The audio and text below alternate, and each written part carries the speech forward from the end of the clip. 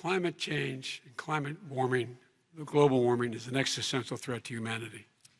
We have a moral obligation to deal with it. And we're told by all the leading scientists in the world we don't have much time. We're going to pass the point of no return within the next 8 to 10 years.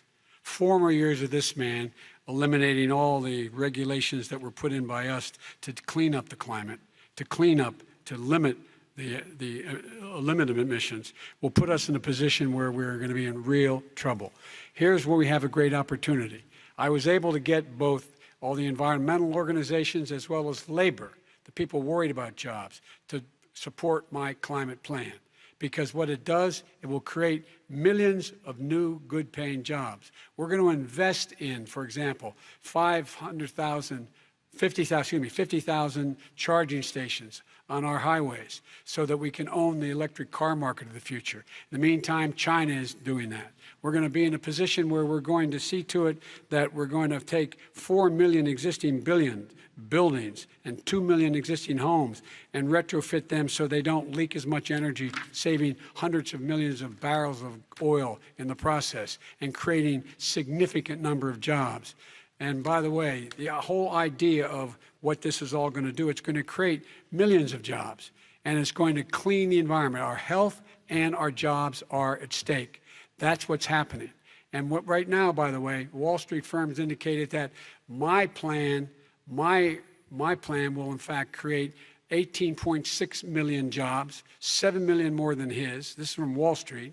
And I'll create $1 trillion more in economic growth than his proposal does. Not on climate, just on the economy.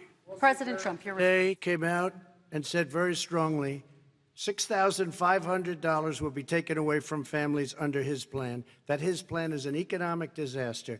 If you look at what he wants to do, you know, if you look at his plan, his environmental plan, you know who developed it? AOC plus 3. They know nothing about the climate. I mean, she's got a good line of stuff, but she knows nothing about the climate. And they're all hopping through hoops for AOC plus 3. Look, their real plan costs $100 trillion. If we had the best year in the history of our country for 100 years, we would not even come close to a number like that. When he says buildings, they want to take buildings down because they want to make bigger windows into smaller windows. As far as they're concerned, if you had no window, it would be a lovely thing. This is the craziest plan that anybody has ever seen. And this wasn't done by smart people.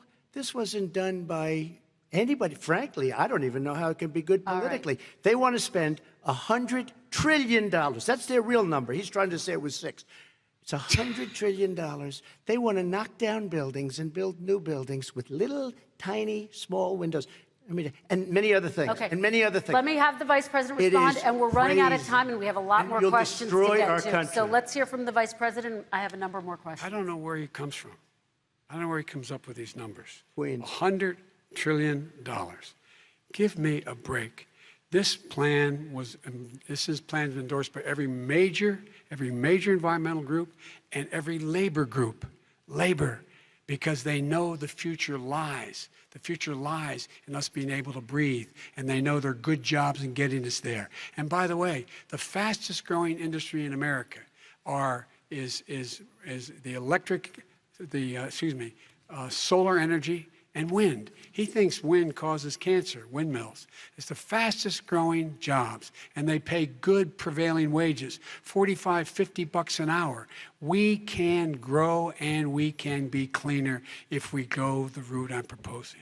President Trump, please respond, and then I have some follow-up. We are energy independent for the first time.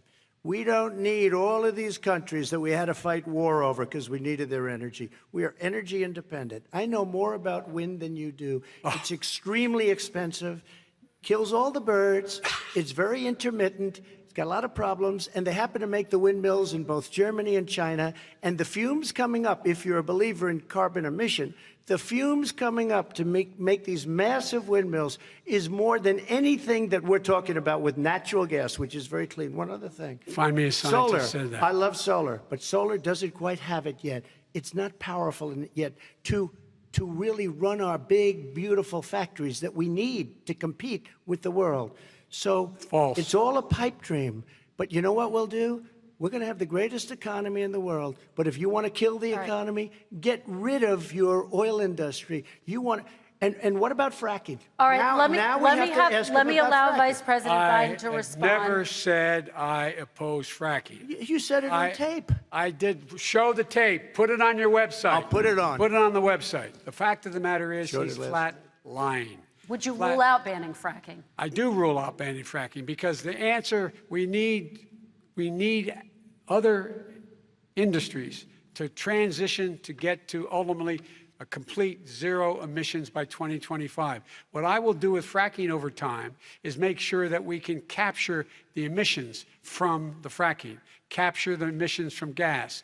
We can do that, and we can do that by investing money and doing it. But it's a transition to that. I have one more question in this pod, and then we have. He was against fracking. He said it. I will show that to you tomorrow. I am against fracking. Until he got the nomination, went to Pennsylvania, then he said, but you know what, Pennsylvania? He'll be against it very soon because his party is totally against it. Fracking on federal land, I said. No fracking and or oil on federal land. Let me ask this final question in this section.